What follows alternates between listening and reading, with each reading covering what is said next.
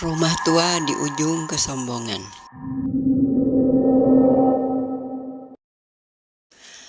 Kala itu sekolah mulai libur. Luna, Kevin, dan Bella serta Arya baru saja lulus SMA. Mereka sudah mengalahkan tahun-tahun terberat di sekolahnya.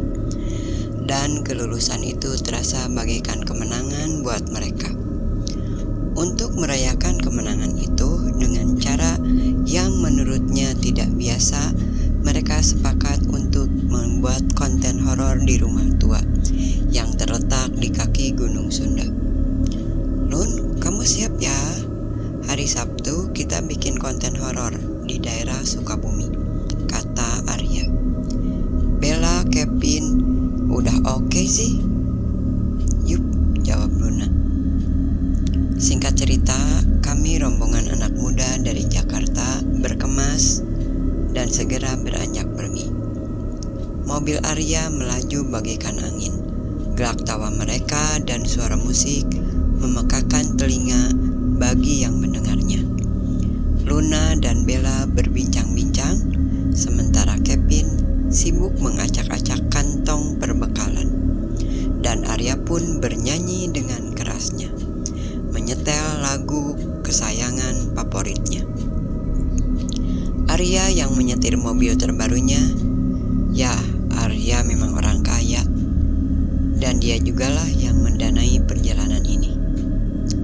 Debu jalanan bertebaran di sekitar mobil mewah itu.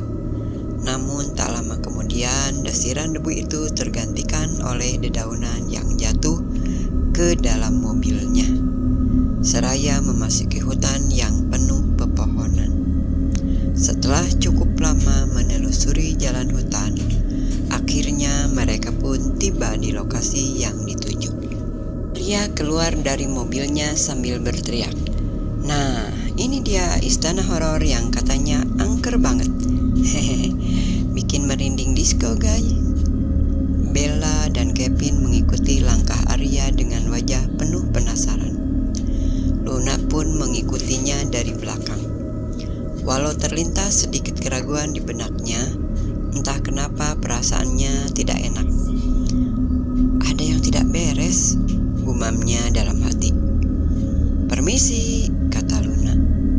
Bella mencibir, "Alah, paling juga rumah kosong biasa.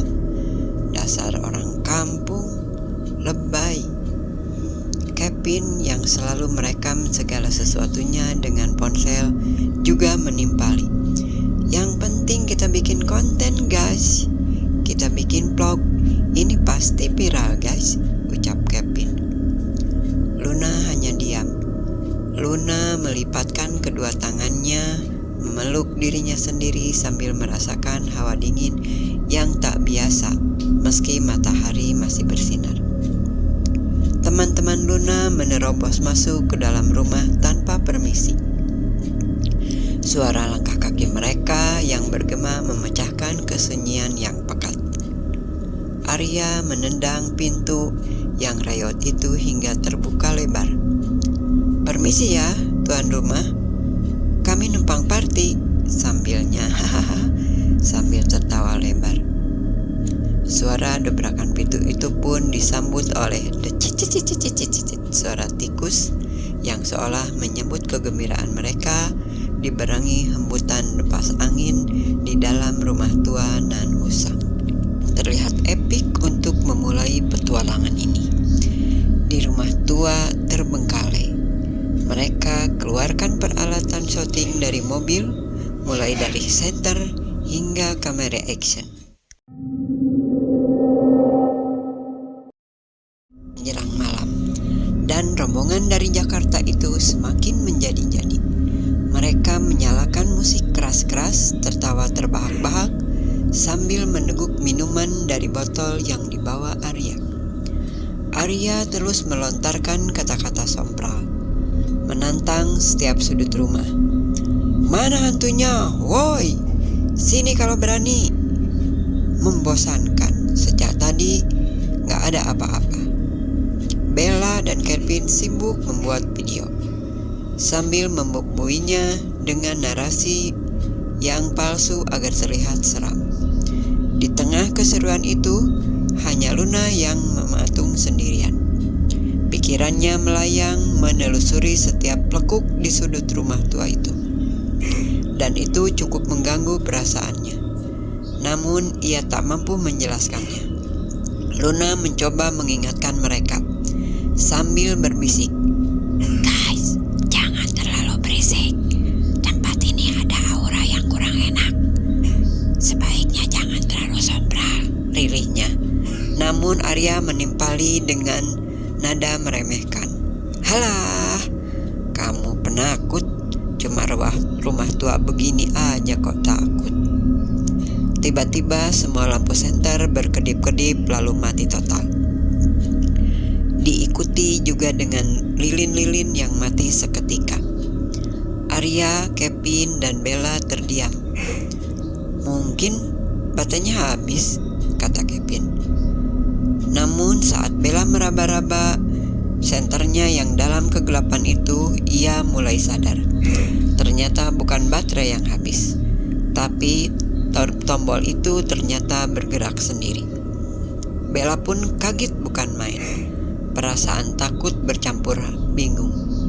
Ia pun memberanikan diri menyalakan kembali senternya yang tertuju ke arah sudut ruangan yang usang.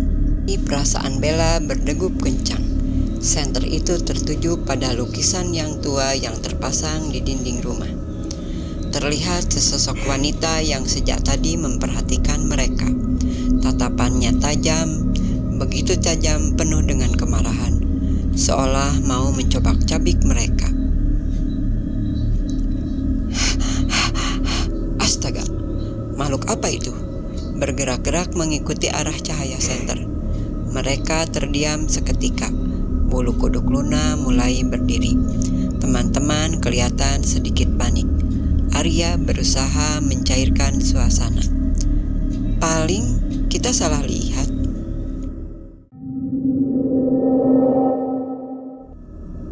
Mulai menyalakan lampu senter. Lukisan wanita itu diam tak bergerak. Mereka semua bertanya-tanya, apa mungkin mereka salah lihat? Tiba-tiba, prak! Pintu dan jendela tertutup sendiri dengan keras. Mereka semuanya saling pandang. Suara langkah kaki misterius itu terdengar dari lantai atas, dan bau anyir darah sesekali tercium. Bella yang tadinya paling berani, mukanya mulai pucat. Kevin yang panik, namun masih bisa memanfaatkan situasi. Ia mulai mengambil kameranya dan melihat hasil rekamannya. Dia pun beberapa kali mendapatkan hasil rekaman videonya yang berisi banyak bayangan-bayangan aneh yang tak tertangkap mata. Seolah-olah ada banyak sosok di ruangan itu. Tapi dia masih bingung. Apakah bayangan itu hanya ilusi optik? Arya berusaha menenangkan diri dan berusaha untuk menyangkal, mencari penjelasan rasional dari setiap kejadian demi kejadian. Arya mengajak mereka untuk menenangkan pikiran. Dengan sedikit gemetar, kesombongannya mulai terkikis saat ia sendirian mendengar suara bisikan-bisikan lirih memanggil namanya. "Arya," kata suara itu yang terasa dekat sekali dengan telinganya, seolah hembusannya tepat di depan telinganya. Mereka semua tetap terdiam dan saling pandang. Kengerian mulai memuncak saat mereka sedang berkumpul di ruangan tengah. Tiba-tiba, seluruh ruangan menjadi gelap gulita. Lilin yang mereka nyalakan padam seketika. Jerikan ketakutan Bella memecahkan keheningan. Saat cahaya dari senter Luna berhasil menyala, mereka melihat sesosok bayangan hitam tinggi berdiri di ambang pintu. Bayangan itu bergerak ke arah Arya. "Anak muda, kau harus menerima akibatnya," guman suara itu, dan sayup-sayup makin menjauh. Lama kemudian Arya berteriak histeris sambil berlari. Namun bayangan itu menerjangnya hingga jatuh, kemudian menariknya. Mereka semua panik. Kevin berusaha menarik Arya, namun kekuatan bayangan itu terlalu kuat. Bayangan tinggi besar terlalu kuat untuk dilawan. Makhluk itu telah membawa Arya ke lantai 2, lalu menghilang ditelan kegelapan malam. Hanya sisa-sisa jejak cakaran saja yang ada di dinding berlantai kayu. Bella, Kevin, dan Luna gemetar ketakutan. Mereka berusaha melarikan diri dari rumah itu, mendobrak pintu saling bergantian. Suara tawa mengerikan menggema di seluruh rumah tua itu, mengejek keputusasaan mereka yang tak kunjung berakhir. Di tengah kepanikan dengan sisa-sisa keberanian, Bella pun berhasil menemukan jalan keluar melalui jendela belakang yang pecah. Bella keluar lewat jendela, diikuti Kevin dan Luna. Walau setiap langkah terasa sangat berat, tanpa menoleh ke belakang, mereka terus berlari menelusuri hutan, meninggalkan peralatan dan mobil yang teronggok begitu saja. Luna yang berlari paling belakang tampak kelelahan, terbaring di bawah pohon besar. Tanpa disadari, rumah pun terpisah dari Bella dan Kevin. Luna kemudian beristirahat sejenak, tak kuasa menahan tangisnya, tak tahu harus berbuat apa. Tenaganya terkuras habis dan tak sadarkan diri. Tiba-tiba Luna terbangun dari pingsannya. Sekujur tubuhnya terasa sakit dan pegal-pegal. Di manakah aku? Luna tampak bingung. Matahari mulai menampakkan diri. Ingatannya mulai normal. Luna melihat Arya dari kejauhan. Datang tertatih-tatih menghampiri Luna. Rambut Arya yang agak gondrong itu sedikit berantakan. Wajahnya terlihat pucat basi seperti tak berdarah, terselimuti kemeja merek Zara yang kotor itu. Kamu selamat, Arya? Aku ada bersamamu sekarang, jawab Arya. Syukurlah, kata Luna. Arya tiba-tiba menuntunku.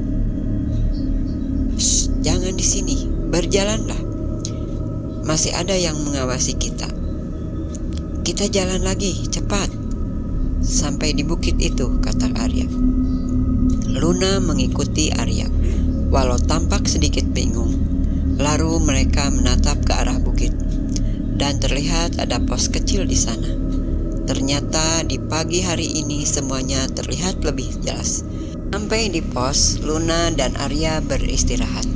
Mereka tidak punya perbekalan sedikit pun. Tidak ada orang di sana. Mungkin belum ada pendaki yang kebetulan singgah di sana. Arya yang terlihat pucat sejak awal tiba-tiba termenung lunak. Tolong ya, sampaikan maaf buat kedua orang tuaku, kata Arya. Jika bertemu mereka. Kenapa kok tiba-tiba, kata Luna. Pokoknya sampaikan aja, kata Arya dengan nada yang lemah. Belum sempat mereka melanjutkan perbicaraan, dari kejauhan terdengar suara warga desa yang melambaikan tangan. Luna bukan main senangnya bisa bertemu warga desa. Dia berpikir dia bisa menemukan teman-temannya dan pulang kembali bersama mereka atas bantuan warga desa. Tiba-tiba seorang warga desa yang dituakan maju menghampiri Luna. Perkenalkan, saya adalah Pak Joko. Saya menemukan seorang pemuda berambut agak gondrong, mengenakan kemeja merek Zara, terkujur kaku di lantai atas rumah tua itu. Dan saya menemukan 2 orang yang pingsan tidak jauh dari rumah itu. Apakah tak kamu teman mereka? Kata bapak itu. Luna kaget dibuatnya. Bapak itu mendeskripsikan Arya, padahal Arya sedang bersamanya saat ini. Ia pun menoleh ke arah Arya yang tadi duduk di sampingnya. Namun alangkah kagetnya Luna. Ternyata Arya sudah menghilang. Luna berkedar dibuatnya. Maaf Pak. Kenapa Mbak diam saja? Saya tanya apakah Mbak teman mereka? Kami menemukan rekaman video Anda bersama mereka, kata Pak Toto. Warga setempat sedang dalam kepanikan mencari informasi tentang identitas jenazah pemuda itu dan pemilik mobil mewah yang terparkir di rumah tua itu. Sementara Luna mendengar kematian pemuda tersebut yang tadi berada di sampingnya. Sungguh membuatnya bingung. Luna bertanya dalam hati, apakah yang berada di hadapannya itu Arya? Jika benar, kenapa ditemukan sosok Arya yang lain dalam kondisi yang sudah tiada? Entahlah. Hanya kesunyian yang mencekam kembali menyelimuti rumah tua itu, seolah menelan bulat-bulat kesombongan para tamu kota yang tak tahu sopan santun itu. Rumah tua itu kini kembali menanti korban berikutnya di ujung kesombongan.